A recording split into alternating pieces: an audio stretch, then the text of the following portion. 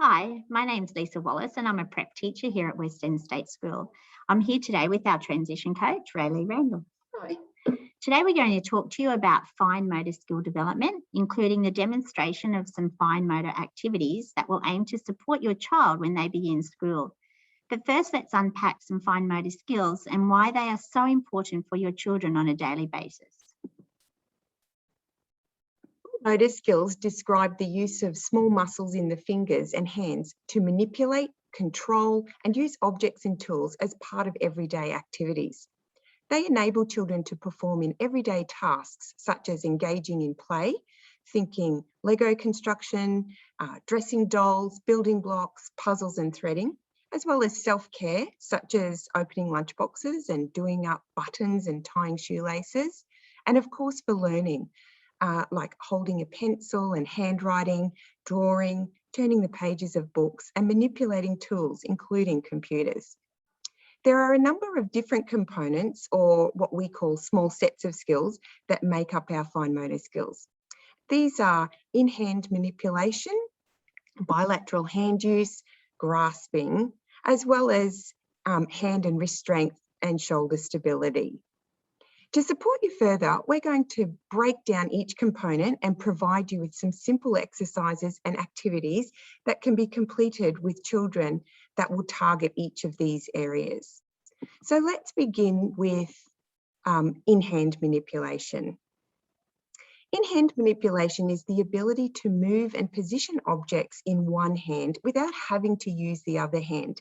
It includes moving items between the palm and finger. For example, manipulating coins or counting out small items. Moving objects between the fingers, such as rolling Play-Doh, and turning objects in one hand, such as manipulating or turning over picture cards. Some activities that target in-hand manipulation can include picking up 4 to 5 counters or buttons in one hand, placing them into a box with a small opening, such as a piggy bank, or placing a range of coins or counters or buttons on the table and picking them up all in one hand, one at a time. Another fun activity in the kitchen is to use cake decorations such as lollies or raisins and encourage your child to hold a few in their hand while using their finger and thumb to place them onto the iced biscuit or cake. Let's look at bilateral hand use. This is an important fine motor skill as it allows our hands to work together to complete an activity.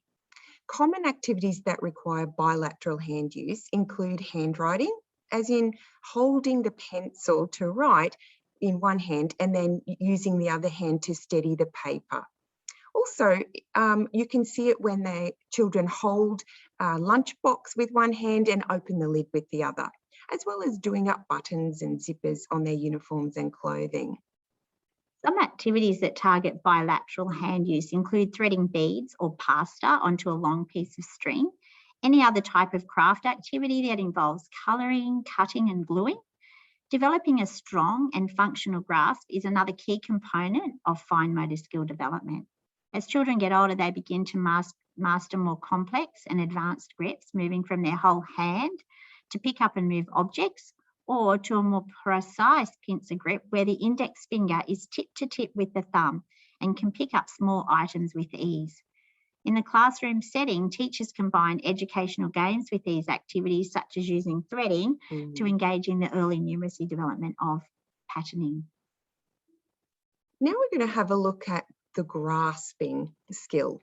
Developing a strong grasp is important in the development of a functional pencil grip, as well as self-care tasks. What it does is, if you have a good grasp, it limits your fatigue when carrying out tasks with your hands. And so in a school environment, a child will need a good grasp for pencil hold, pencil control, and pencil pressure. To target these grasping skills, consider some of the following activities: pinching pegs to clip on alternate surface, using spray bottles to water plants of painting, practicing finger isolation movements such as touching your thumb to each finger individually. And there are some lovely finger plays that you can use to develop these as well with your own child that encourage finger isolation, like Incy Wincy Spider. Great. So to recap, Fine motor skills involve the use of small muscles in the fingers and hands that allow us to manipulate and control a range of objects as part of everyday life. Poor fine motor skills can impact a child's independence both at home Yeah. and at school. Today we looked at in-hand manipulation, bilateral hand use, and developing a strong grasp. Join us next time as we take a closer look at hand and wrist strength and shoulder stability. Bye for now. Bye.